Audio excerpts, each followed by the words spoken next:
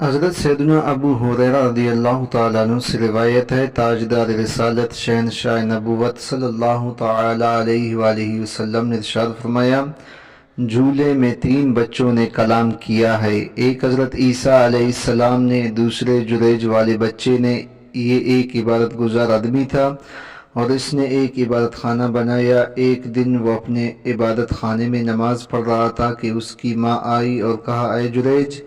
اس نے دل ہی دل میں کہا، اے میرے رب، ایک طرف میری ماں ہے اور دوسری طرف میری نماز ہے۔ پھر وہ نماز پڑھتا رہا، اس کی ماں واپس لوٹ گئی۔ جب دوسرے دن آئی تو اس وقت بھی یہ نماز پڑھ رہا تھا۔ اس نے کہا، اے جریج! تو اس نے دل میں کہا، اے میرے رب، ایک طرف میری ماں ہے اور دوسری طرف میری نماز ہے۔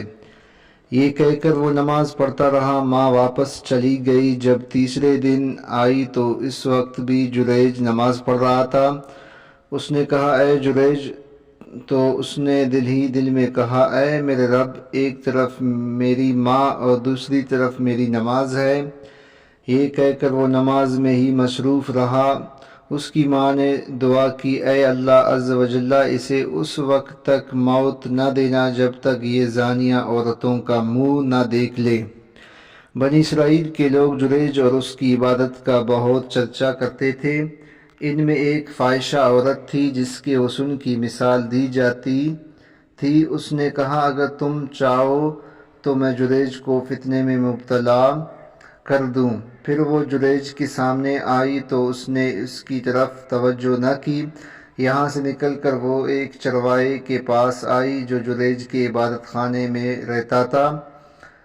اس نے چرواہے کو اپنے اوپر قدرت دی تو اس نے اس کے ساتھ زنا کیا جس سے یہ حاملہ ہو گئی۔ پھر جب اس نے بچہ جن دیا تو کہنے لگی، یہ جریج کا بچہ ہے۔ یہ سن کر بنی اسرائیل جریج کے پاس آئے اور اسے عبادت خانے سے اتار کر عبادت خانہ منہدم کر دیا اور اسے مارنے لگے۔ یہ صورتحال دیکھ کر جریج نے کہا، تم یہ ہنگامہ کیوں کر رہے ہو؟ لوگوں نے کہا، تم نے اس فاحشہ عورت کے ساتھ زنا کیا اور اس نے تیرا بچہ جنا ہے۔ جریج نے کہا، وہ بچہ کہاں ہے؟ لوگ بچے کو لے کر آئے تو جریج نے کہا، مجھے کچھ وقت دو تاکہ میں نماز پڑھ لوں۔ پھر اس نے نماز پڑھی اور فارغ ہونے کے بعد بچے کے پیٹ میں انگلی مار کر کہا، اے بچے، تیرا باپ کون ہے؟ اس نے جواب دیا، فلاں چرواہا۔ یہ سن کر لوگ جریج کی طرف لپکے اور اس کا بوسہ لینا اور برکت کے لیے اسے چھونا شروع کر دیا اور کہنے لگے، ہم آپ کے لیے سونے کا عبادت خانہ بنا دیتے ہیں۔